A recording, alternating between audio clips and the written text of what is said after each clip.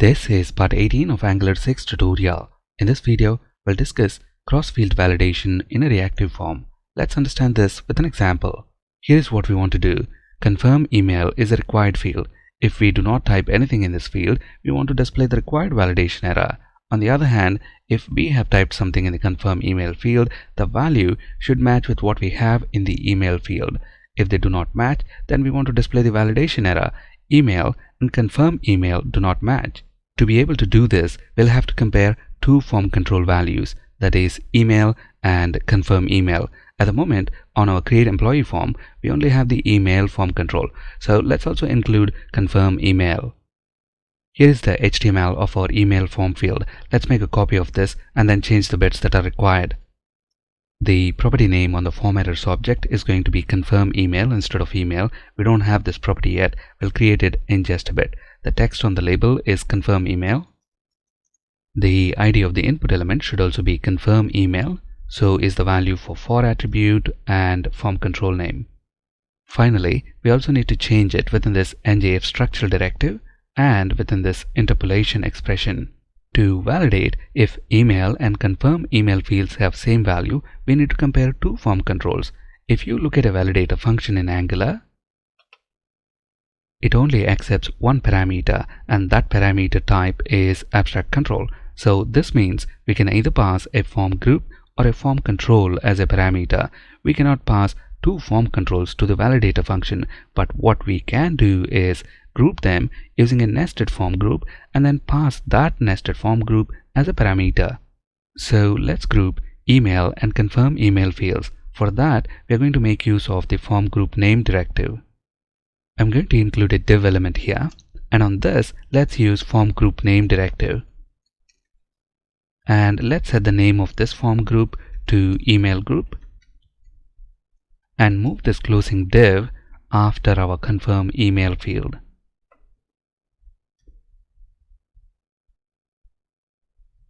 So in this nested form group, email group, we have the two form controls whose values we want to compare. So we are going to pass this nested form group as a parameter to the validator function so it can perform cross-field validation. Now we need to do the same grouping within our component class as well. First, let's include a form control for confirm email. The key is confirm email. Default value is an empty string. For now, let's include just the required validator. Now we need to create a nested form group for these two form controls, email and confirm email. In the template, we have already done that grouping, and the name we have given to the group is email group. So using that same name, let's create a nested form group in the component class.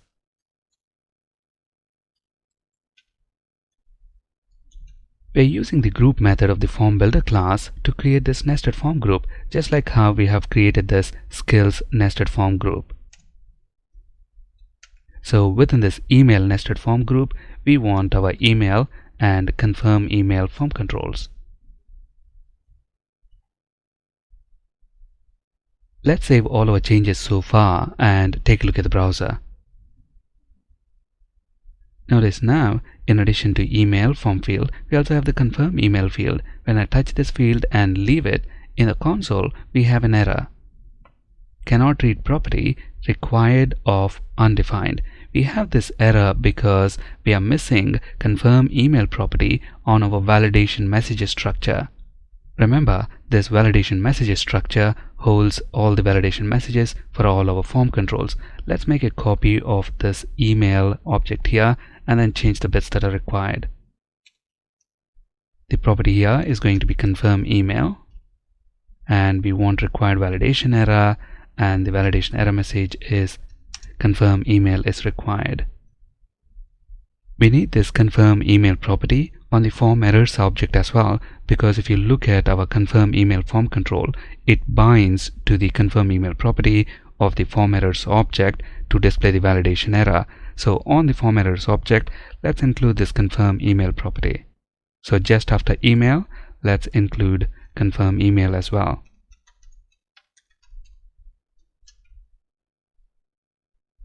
Notice now when we touch the confirm email field and leave it, we get the required validation error as expected. Now let's type a valid email address in the email field. And if I type an email address that does not match what we have in the email field, we don't have any validation error. So what we want to be able to do now is compare email and confirm email field values. If they don't match, we want to display the validation error, email and confirm email do not match. For that, we need a custom validator function. So in the component class file, let's include a function. I'm going to name it match emails. This is a validator function, so it's going to take abstract control as a parameter. I'm going to call the parameter group because we are going to pass the nested form group that contains both our email and confirm email form controls. This method returns an object with key value pair if there is a validation error. Key is of type string and value can be anything. If there is no validation error, this method is going to return null. To this match email method, we will pass our nested form group, email group. And if you take a look at our email group nested form group, it has got these two form controls, email and confirm email. So let's retrieve those two form controls from the passed in nested form group. For that, let's create a constant. I'm going to call this email control. And on the passed in group parameter, let's use the get method and then pass this get method the name of the email form control, which is email. This is going to return us a reference to our email form control. Let's do the same thing for confirm email form control. Let's call the constant confirm email control, and the name of the confirm email form control is confirm email. So all that is left now to do is check if both the controls have same value. If they do, then return null, indicating that there is no validation error. If email control.value equals confirm email control.value, then we want to return null to indicate there are no validation errors. Else, the values do not match, so let's return an object with a key value pair to indicate there is a validation error. The key can be anything, but I'm going to call it email mismatch. Again, the value can be anything. I'm going to set it to true.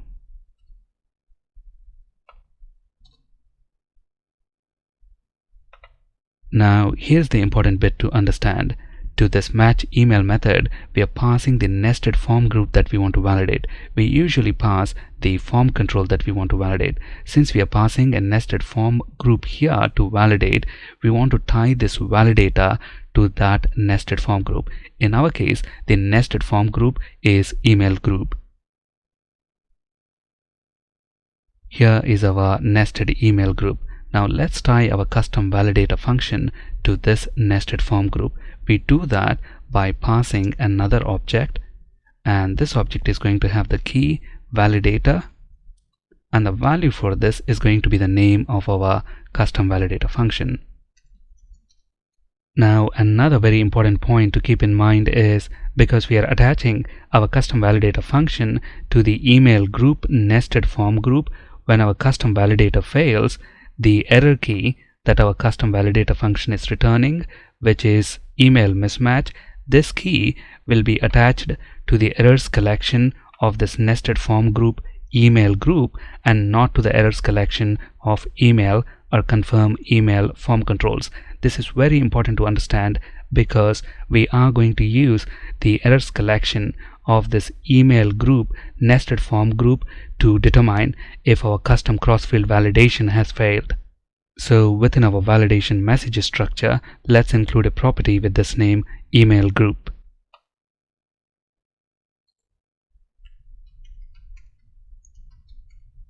When our custom validator fails, we know it's going to return this error key email mismatch. So let's use that as a property within email group. And the error message that we want is email and confirm email do not match.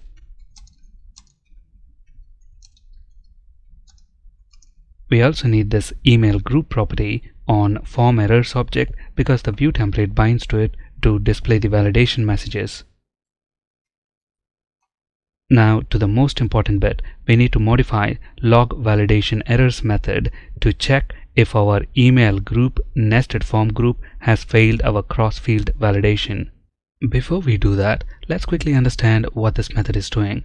It loops over all the form controls and nested form groups in our employee form root form group. If the control that we are currently iterating over is an instance of form group, meaning if it's a nested form group, then it recursively calls the same method log validation errors.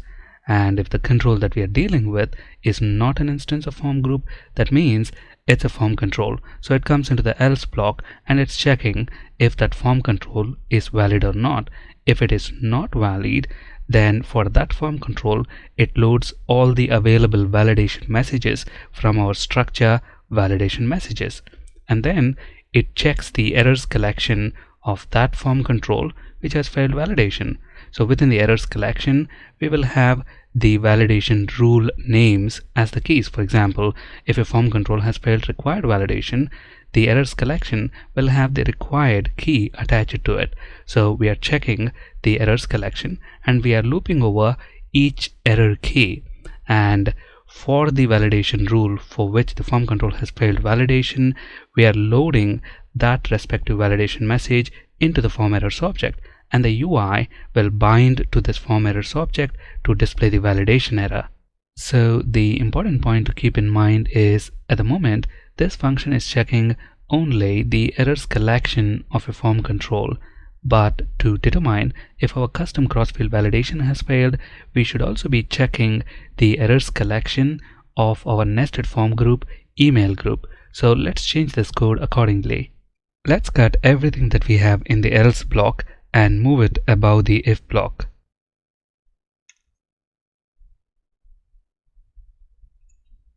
We don't need this else block anymore, so let's delete that.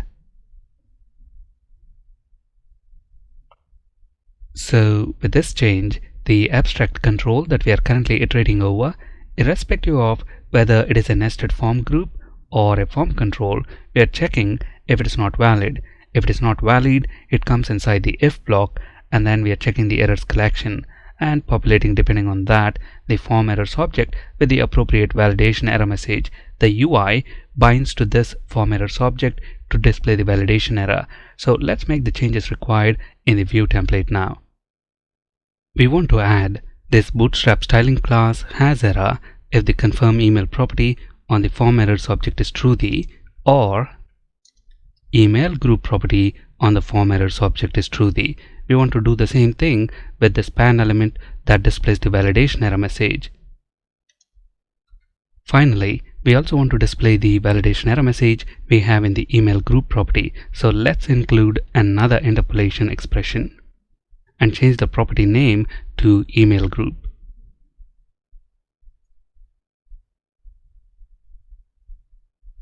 Notice now, as soon as we start to type in the email form control, we see undefined here. That's because I think within our custom validator function, we misspelled this key mismatch. We have an extra T there, so let's get rid of that. Notice now, when we start to type in the email form control, we see the validation error email and confirm email do not match right away. We do not want to see this validation error until we start to type in this confirm email field. So let's make an additional check within our custom validator function match email.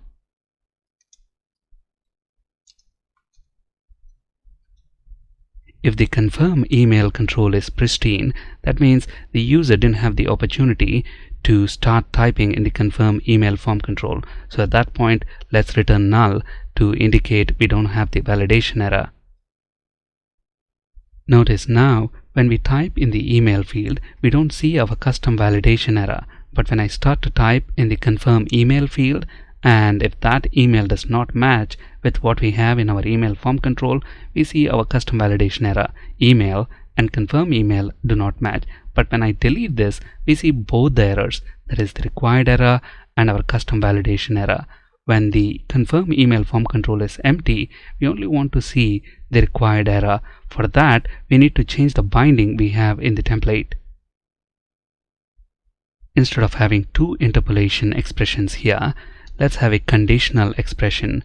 If confirm email is true, then display what we have in the confirm email key. Else display what we have in the email group key. Notice now when I touch the email field and leave it without typing anything, we see the required error. Let's type in a valid email. The validation error disappears as soon as I start to type in confirm email field. We see email and confirm email do not match. If I delete, we only see the required error. If I type an email that does not match, we see again our custom validation error. If I type an email address that matches with what we have in our email field, the validation error disappears. Here is our custom validator function that we just implemented. That's it in this video. Thank you for watching and have a great day.